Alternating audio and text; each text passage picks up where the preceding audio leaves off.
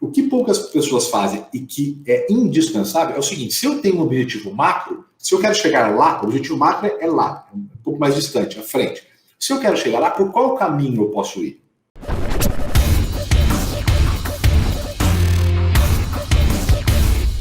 Eu queria mostrar para vocês rapidamente sobre as questões de tendência. Então, nós falamos de prospecção e está muito ligado com as tendências sobre vendas no mundo todo, né? O que a gente chama de Entrepreneur Seller. Olha só que nome bonitão. Só que é isso, um empreendedor individual.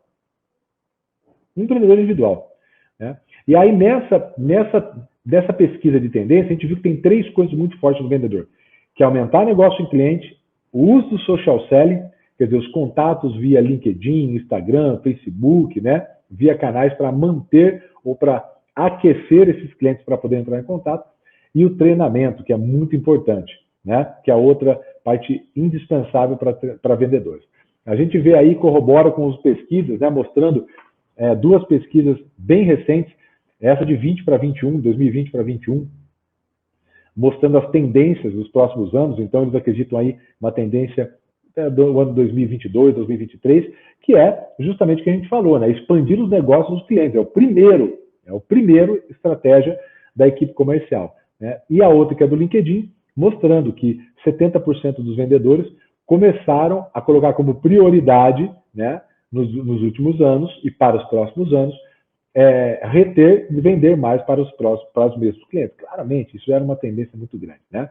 Só que para isso, a gente tem um trabalho primeiro lembra do PCI? A gente também tem um trabalho de separar dentro da carteira quem é que a gente vai abordar primeiro. Então, a gente vai usar a famosa curva ABC. Nós vamos definir, então, o que é A, o que é B, o que é C. Você pode definir por volume de vendas, você pode definir por faturamento, pode definir por tempo de casa, pode definir por quantidade de mix, então clientes que mais compram mix comigo, sobre recorrência, positivação, enfim, você define o indicador, mas é necessário que a gente separe um A, B e C. Por quê, Thiago? Porque a gente vai começar a definir mapa de oportunidade, que são os clientes que têm mais potencial para comprar de mim, que estão dentro da minha carteira.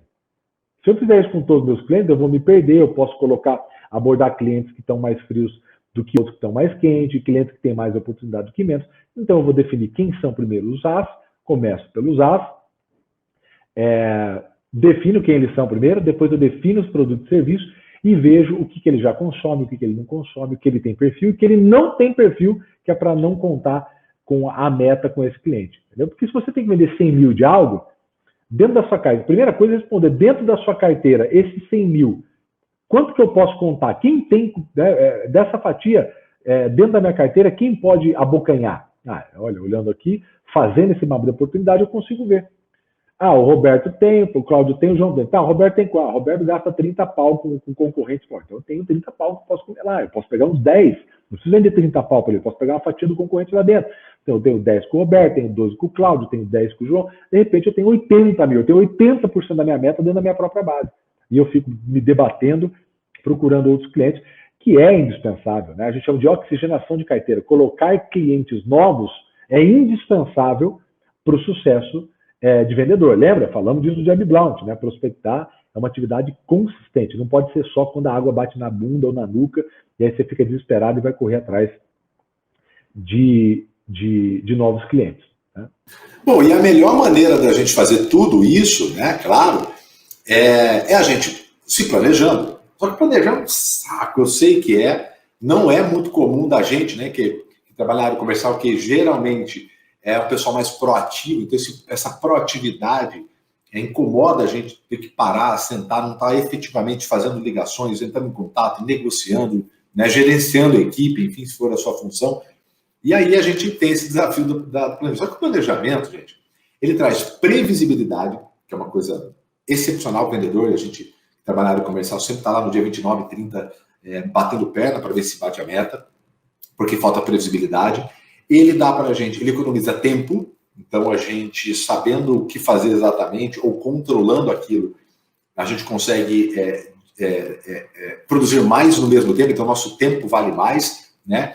E o melhor de tudo, ele gera foco. E aí a gente sabe, o teu crescimento está onde está o teu foco. Isso é muito importante a gente entender, né? O crescimento teu está onde está o teu foco. Então, quanto maior é o teu foco, mais fácil você enxerga, mais fácil você coloca energia, né? Mais fácil você se motiva, tudo isso pelo trabalho do foco. Então, para isso a gente faz um planejamento. E o planejamento, eu gosto muito dessa ferramenta, uma ferramenta que eu aprendi com o professor Raul, mas a estrutura desse modelo do professor Raul, mas a estrutura dela vem de 4 disciplinas da execução. Um livro muito famoso, uma estrutura, uma metodologia de desenho de meta, que ele mostra primeiro o que a gente chama de meta, na verdade, ele chama de objetivo. E é verdade, porque meta você precisa ter indicadores e atividades claras, né? E aí, por exemplo, a gente não tem. A gente só tem uma vontade. Então, por exemplo, eu coloquei um exemplo, poderia ser qualquer um. Tá? Eu coloquei aumentar o meu faturamento em 10%. Pode ser fechar 20 contratos, ganhar 10 mil, pode colocar qualquer um. Seria aquele objetivo macro, aquele final que você procura. Então, eu coloquei aumentar em 10% de faturamento. Um exemplo, de um mês para o outro, de um período para o outro. Esse é o objetivo. Né? O que poucas pessoas fazem e que é indispensável é o seguinte: se eu tenho um objetivo macro, né? Se eu quero chegar lá, o objetivo macro é lá, um pouco mais distante, à frente. Se eu quero chegar lá, por qual caminho eu posso ir? E aí, a segunda etapa é justamente isso. Quais são essas opções que você tem? E ele chama 3C, porque o primeiro C ele chama de consequência, que é esse aumentar 10%. O segundo ele chama de caminhos e o terceiro ele chama de causas, tá? Mas o segundo é o caminho. Então, se eu quero ir para um lugar, quais são os caminhos que eu tenho? Eu coloquei aqui os 2 mais comuns, poderiam ter vários outros. Eu coloquei ter X% a mais de cliente, que é 5%, ou vender mais produtos, ou produtos de maior valor para o mesmo cliente. Poderia ter outro caminho? Poderia. Por exemplo, diminuir desconto. Diminuir desconto é um outro caminho que eu tenho. Então, você poderia colocar aí 2, 3, 4. O ideal é você não ter um e não ter mais do que 3. Tá? Porque cada caminho desse você vai ter um conjunto de atividades e talvez fique inviável você executar ela.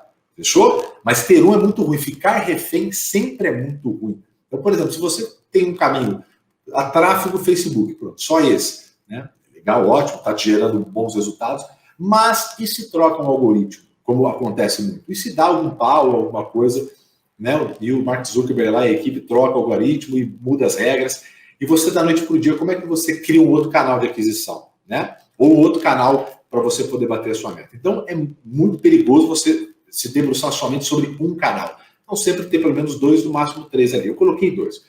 E aí, efetivamente, vai virar meta quando a gente coloca as nossas atividades. Então, olha só que bacana. Eu defini meu objetivo final, eu começo pelo fim. Olha que bacana. Né? Então, eu pego o meu objetivo final, que seria aumentar 10%, coloco os meus caminhos. Né? Quais são os caminhos? Quais são os caminhos que eu tenho para chegar? Eu posso vender para clientes novos, eu posso vender para minha base. Os 2 lados eu vou aumentar meu faturamento. Beleza. E agora, para se tornar meta, você vai escrever o que você precisa fazer nesse período. Então, se você definiu que são 30 dias, por exemplo, o que você precisa fazer no caminho, ter mais clientes novos, para que isso aconteça. Então, você vai colocar lá, eu vou entrar em contato com 5 clientes, né? No mês de fevereiro, abril, dezembro, que qualquer que seja, eu vou entrar em contato com 3 ex-clientes por semana no mês de fevereiro, eu vou recuperar esses clientes, eu vou colocar número, então eu estou colocando quantos clientes eu vou entrar, em que período e o que eu vou fazer. Então, eu vou entrar, por exemplo, com clientes inativos, vou entrar em contato com clientes inativos, 3 clientes desses por dia até o final do mês. Então, olha só, aqui eu tenho definido de forma efetiva o que eu tenho que fazer no caminho. Interessante, né? Interessante, além de ser indispensável. Porque o que vai fazer você bater a meta, gente, que é aumentar esse 10%, é o que são suas atividades.